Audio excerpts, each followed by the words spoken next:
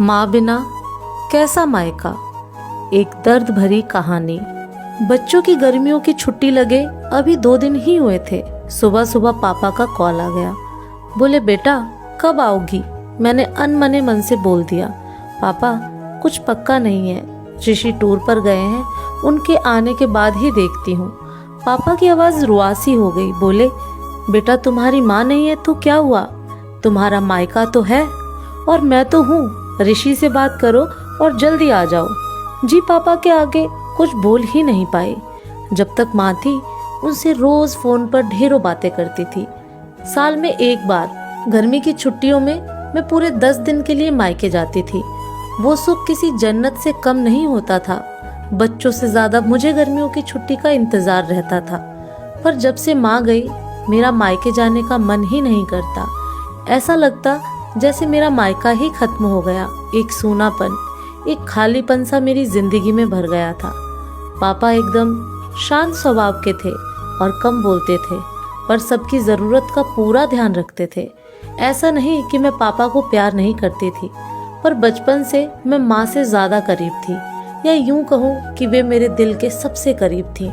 अपने सारे सुख दुख एक सहेली की भांति मैं उनसे साझा करती थी। आज सुबह सुबह पापा का कॉल आया तो उन्हें मना नहीं कर पाई। पापा का दिल रखने के लिए ऋषि से बोलकर अगले ही हफ्ते के टिकट करवा लिए और पहुंच गई मायके। जैसे ही दरवाजे पहुंची माँ की याद आ गई। ऐसा लगा जैसे वो अभी बाहर निकलकर मुझे गले लगा लेंगी। सोच के आंखें भर आईं। किंतु आज माँ की जगह पापा बाहें फैलाए मेरा इंतजार कर रहे थे। सालों बाद पापा को गले लगा के खूब रोई।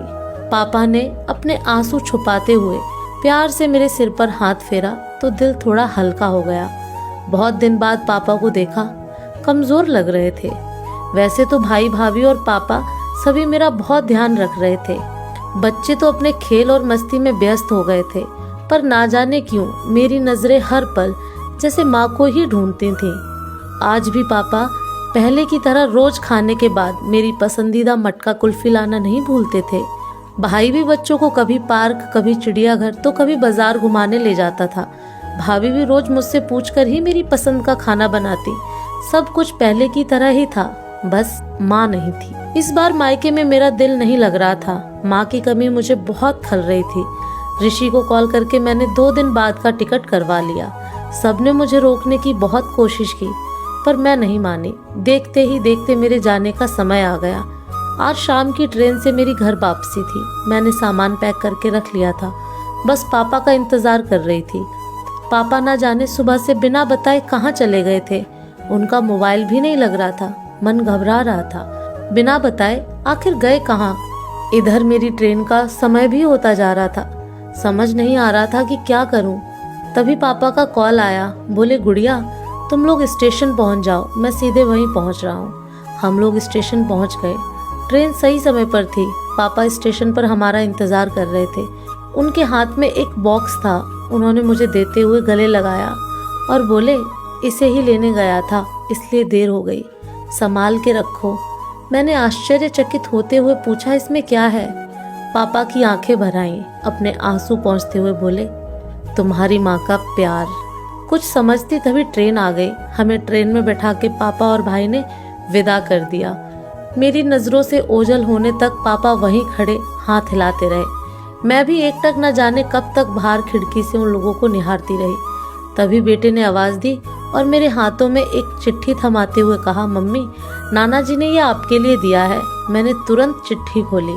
मेरी प्यारी गुड़िया रानी, सदा खुश रहो। जब तक तुम्हारी माँ थी तुम्हारी हर छोटी बड़ी बात का ख्याल वही रखती थी।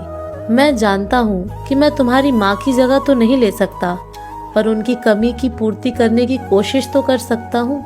आज तुम्हारी माँ होती तो हमेशा की तरह अपने हाथों से तुम्हारे लिए बड़ी पापड़ अचार बना के साथ भेजती। माँ के हाथ का तो नहीं, पर उसके स्वाद जैसा सब सामान एक दुकानदार से बनवाने की कोशिश की है। उम्मीद है तुम्हें पसंद आएगा। और हाँ बेटा, माँ नहीं है तो क्या हुआ, तुम्हारा मायका और हम तो हैं। पहले की ही तरह तुम्हारा इंतजार रहेगा। ढेर सारे प्यार और आशीर्वाद के साथ तुम्हारे पापा। पत्र पढ़ते पढ़ते मेरी आंखों से अश्रुधारा बहने लगी। सहसा मेरे मुंह से निकला, आई लव यू पापा।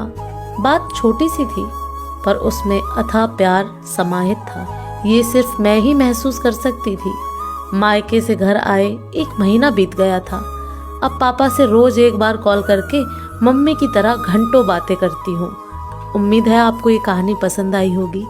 कहानी आपको कैसी लगी कमेंट करके ज़रूर बताएं।